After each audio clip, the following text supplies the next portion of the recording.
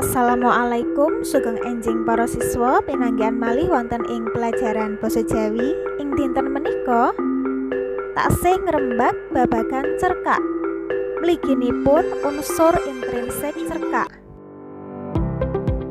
Tasih kalingan napa mboten unsur intrinsik cerkak menika wonten menapa kemawon? Wonten tema, latar utawi setting, penokohan, alur, pesen, punjering cerita, sudut pandang, lan konflik. Monggo dipun sinaoni sareng-sareng. Tema inggih menika underaning cerita utawi pokok cerita. Underaning menika pokok utawi inti. Dados tema menika inti cerita benten kalian judul. Menawi tema menika langkung wiyar, lebih luas, cakupannya lebih luas. Ananging menawi judul menika langkung spesifik utawi cakupannya sempit. Tulodo, contoh, wonten tema kesehatan. Kesehatan menika kan wiyar, luas, amba. Lajeng tulodo judul kangge tema kesehatan wonten bebayane virus corona, cara ngobati pilek, ngadohi rokok supaya sehat. Nah menika bentenipun tema kalian judul. Menawi tema langkung wiyar lebih luas, temane kesehatan, judule lebih sempit tapi penjurus ke kesehatan niku wau. Virus corona mlebete kesehatan, pilek mlebet kesehatan. Lajeng ngadohi rokok supaya sehat niki inggih termasuk tentang kesehatan. Dados temane setunggal, judule 100, angsal napa mboten? Nggih angsal, sing penting judule wonten kaitane kalian tema wau. Lajeng unsur kekalih wonten latar utawi setting. Latar menika kaperang dados 3, wonten latar panggenan utawi latar tempat, wonten latar wektu, lan latar kahanan utawi keadaan. Tulodo saking latar panggonan, menawi wonten kalimat ingkang nuduhaken tempat kados sekolahan, sawah, omah, buring omah, teras. Aku jagong nang teras. Nah, teras menika nuduhaken latar panggonan. Aku penekan nang wit asem. Wit asem menika nggih latar panggonan nang wit asem. Nah niku. Lajeng wonten latar wektu. Esuk, awan, sore, ngesuk, biyen, nalika SD, ngemben, menika latar wektu. Latar kahanan utawi keadaan nuduhaken suasanane, saged suasana hatine penulis, saged suasana lingkungane. Tulodo sepi, rame, seneng, nelangsa, gela. Nah niku kan saged ketinggal saking jero cerita, saking ukarane ing cerita. Aku nelangsa banget nalika bijiku 50. Nah niku kan nuduhaken latar kahanan, latar suasana hatine si penulis, si aku nalika olih biji 50 niku. Unsur ingkang nomor 3 inggih menika penokohan utawi watek. Penokohan kalian tokoh menika benten. Penokohan inggih menika watekipun si tokoh utawi sifate si tokoh. Lajeng menawi tokoh menika paraga utawi wong sing ana nang jero cerita. Tokoh nang jero cerita. Wonten tokoh protagonis, antagonis, lan tritagonis. Tokoh utama menika wateke wonten kalih, wonten tokoh protagonis menika paraga utama kang asipat apik, becik. Lajeng antagonis menika paraga utama kang asipat ala utawi jahat lan wonten tokoh tritagonis menika tokoh penengah utawi tokoh tambahan. Nanging menawi ibu nyuwun jenengan njlentrehaken watekipun si tokoh, ampun dijawab wateke apik utawi ala, tapi ditulis sing detail. Tulodo saking cerita bawang merah, bawang putih. Cobi watekipun bawang putih menapa kemawon? Wonten manut, bekti karo wong tua, sregep, sopan, nerima. Nah niku kan wateke bawang putih, tapi ampun dijawab bawang putih wateke apik. Kudu dijlentrehaken kanthi detail. Lajeng kangge tokoh antagonis, contone bawang merah.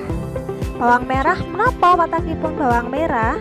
Bawang merah menika watake galak, wadulan, licik, keset. Nah niku kan detail. Dados ampun dijawab ala utawi apik, tapi dijlentrehaken kanthi detail, kanthi rinci. Saged nggih? Lajeng unsur kaping sekawan inggih menika alur. Alur inggih menika dalane cerita utawi urut-urutane cerita. Wonten tiga, wonten alur maju, alur mundur, lan campuran. Alur maju nyeritakaken kedadean sing urut saking zaman biyen tekan zaman saiki, maju terus, utawi kedadean zaman saiki nganti ngemben sing urung kelakon.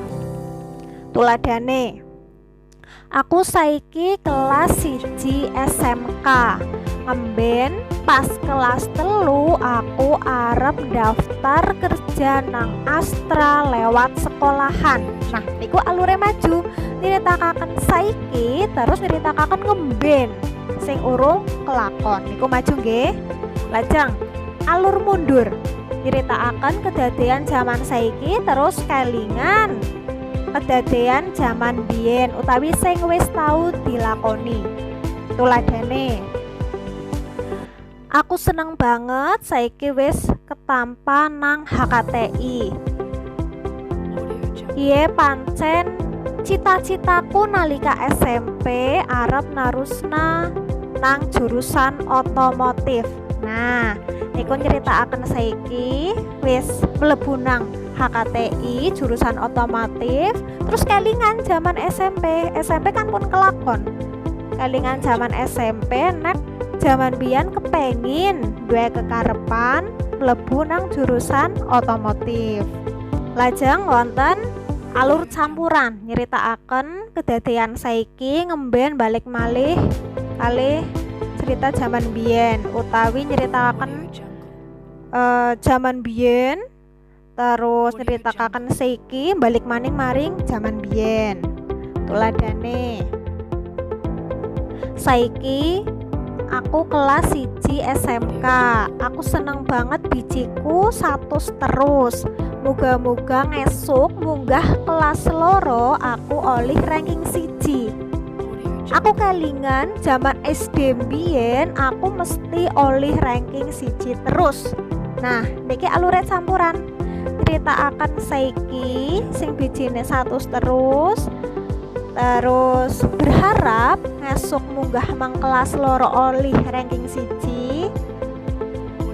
Banjur kelingan zaman biyen pas SD mesti oleh ranking 1 terus. Niki alure campuran nggih, saiki ngemben balik maring biyen.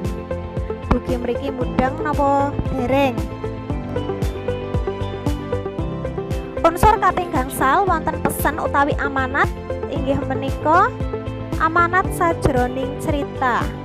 Tuladhane saking cerita bawang merah bawang putih, kinten-kinten amanate nopo, pesene nopo.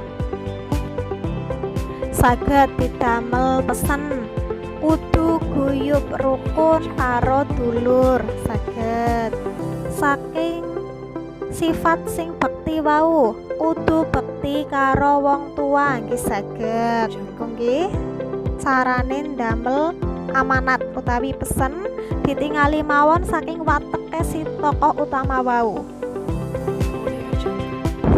Lajeng wonten punjering cerita utawi sudut pandang. Sudut pandang inggih menika posisi pengarang wonten ing jero cerita. Wonten kalih sudut pandang wong kapisan kalian sudut pandang wong ketiga. Wontene setunggal kali 3. Sudut pandang wong kapisan ciri-cirine tokoh utamane jenengane aku. Menawi teng jero cerita wonten aku, enyong, kula, nah niku berarti nganggo sudut pandang wong kapisan. Walaupun nang kono anak enyong, anak Sari, anak Dian, anak Budi, tetep niku sudut pandang wong kapisan mergane anak aku. Lajeng sudut pandang wong ketelu, orang ketiga menika tuladane ciri-cirine pokoke nganggo jenengan wong liya. Wonten jeneng Ana, Putra, ana jenengan Gani. Nah niku berarti sudut pandang wong ketelu. Si pengarang nyeritakaken ceritane Ana, nyeritakaken ceritane Gani. Udang dugi mriki dados intine menawi teng jero cerita wonten jeneng aku, enyong, kula niku cerita nganggo sudut pandang wong kapisan. Nanging menawi boten wonten aku nang jero cerita berarti nganggo sudut pandang wong ketelu. Dieling-eling nggih. Pungkasan wonten konflik. Konflik menika inti cerita. Insya Allah sampun paham nggih inti cerita, boten perlu dipun rembak malih. Menawi ngoten sampun cekap Ibu Pungkasi, monggo menawi dereng pangertos dereng mudeng tasih bingung saged capri kalian Ibu wonten ing WA. Ibu tunggu, matur nuwun. Wassalamualaikum warahmatullahi wabarakatuh.